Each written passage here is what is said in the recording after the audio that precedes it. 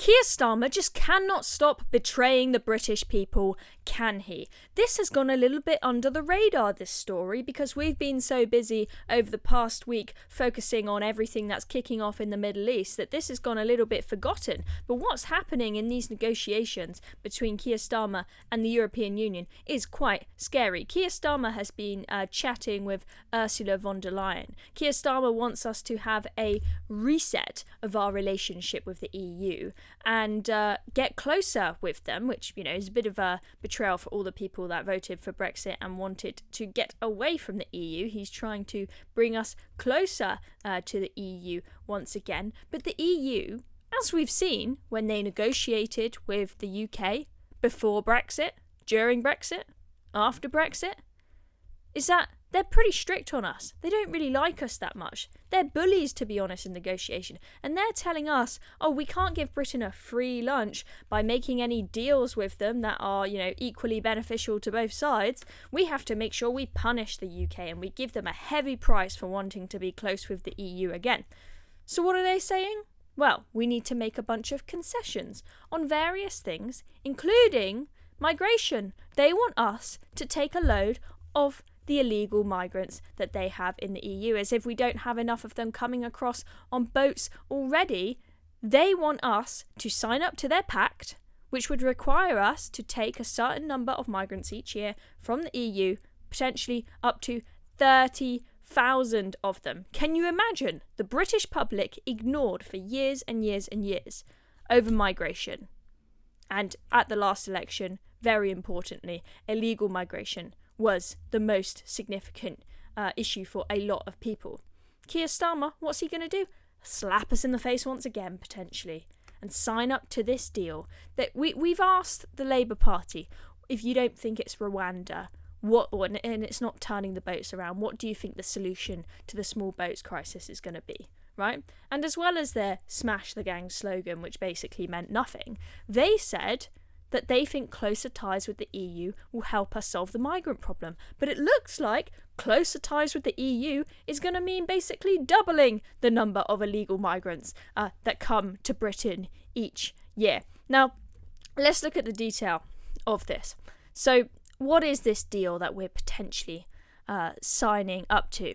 Well, Brussels wants the UK to align to the bloc's new Asylum pact, which is due to come into force in 2026. The pact will require member states to resettle an annual quota of asylum seekers across the EU, starting with a minimum of 30,000 per year, divided between countries depending on its size.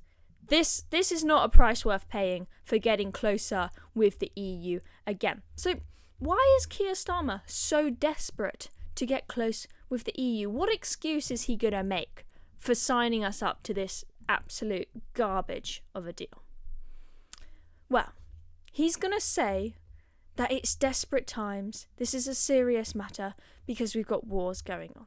He says the UK is undeniably stronger when it works lockstep with its closest international partners. This has never been more important, with war, conflict and insecurity all knocking on Europe's door. We will only be able to tackle these challenges by putting our collective weight behind them, which is why I am so determined to put the Brexit years behind us. Put the Brexit years behind us? What do you mean by that? Do you mean get Brexit done? Or do you mean basically reverse Brexit? I'll leave that up to you guys to decide. And establish a more pragmatic and mature relationship with the European Union. Better cooperation with the EU will deliver the benefits the British people deserve. Securing our borders. What? Securing our borders? You're saying that us getting close to the European Union is going to secure our borders when that means it's probably signing up to this deal where we take 30,000 extra migrants per year in. That's not securing our borders. And I can tell you, the migrants that the EU are getting us to take of those 30,000, it's not going to be the doctors and the nurses and the scientists. No. It will be all the people that came on boats into Lampedusa and are in the EU illegally. They're going to pass them on to us. Okay? This is not what the British people deserve. The British people deserve to be listened to when it comes to their borders. Now, I am so fed up of politicians using scaremongering to sign us up to things that are detrimental to the British people. We saw this with lockdowns, okay? This is very draconian, these measures, but this is an exceptional circumstance. These are unsafe times because your grannies are all going to die if you spread COVID. That's what they said. Look at what happened with the riots. Keir Starmer suddenly locking a bunch of people up for Facebook posts. But we say these are exceptional circumstances because if we allow these people to keep posting on Facebook, we're going to see, all the migrant hotels and mosques being burned down. There's going to be violence everywhere, and we have to stop this in these exceptional circumstances. They use that as an excuse to take away our free speech.